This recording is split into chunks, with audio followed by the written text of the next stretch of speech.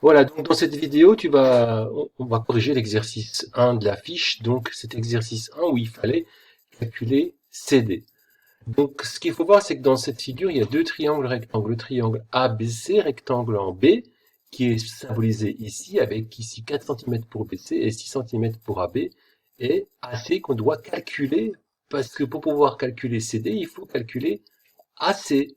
Puisque si on connaît AC, eh bien, je prends maintenant le triangle ACD que j'ai matérialisé ici, avec AC, cette longueur qu'on ne connaît pas mais qu'on va calculer ici, et donc on va pouvoir calculer CD. Donc, il y a deux fois le théorème de Pythagore pour pouvoir arriver à CD.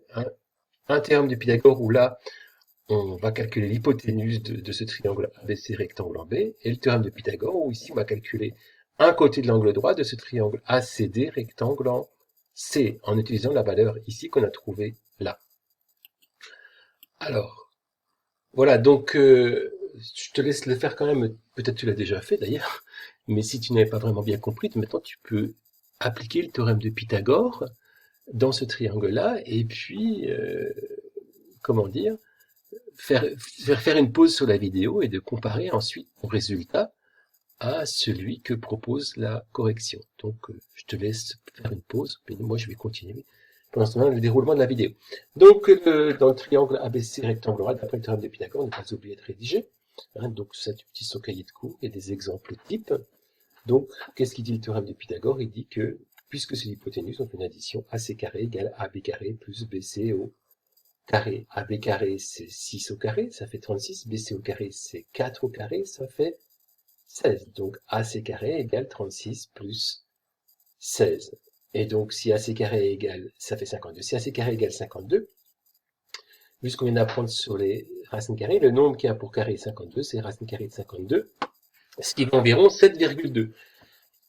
Mais comme tu l'as vu dans la précédente vidéo, 7,2, c'est vraiment pas une valeur exacte. Je prends ma calculatrice là et je calcule 7,2 au carré et je trouve 51,84. Donc on n'est pas sur 52. Donc ce qu'il faudra utiliser pour la suite, c'est que AC, c'est racine de 52.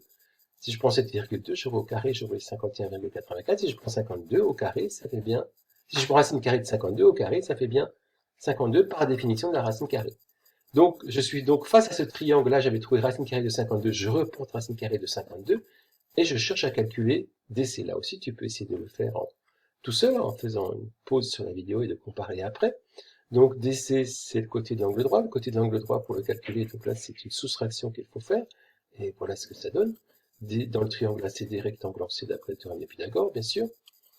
CD au carré égale AD au carré, donc l'hypoténuse au carré, moins le côté de l'angle droit AC au carré. Alors, AD au carré, 10 fois 10, ça fait 100. Et ici, d'après la définition, racine de 52 au carré, ça fait 52, puisque racine carrée de 52, c'est le nombre qui au carré est égal à 52. Reprends ton cours sur les racines carrées, reprends la vidéo sur racine carrée si ça te pose encore des problèmes, ou alors contacte-moi. Donc, ça nous donne CD au carré égale 100 moins 52. C'est pas que la racine carrée disparaît, c'est que racine carrée de 52 au carré, ça nous donne 52. 100 moins 52, ça fait 48. CD, ça fait racine carrée de 48, ce qui fait environ 6,9. Voilà.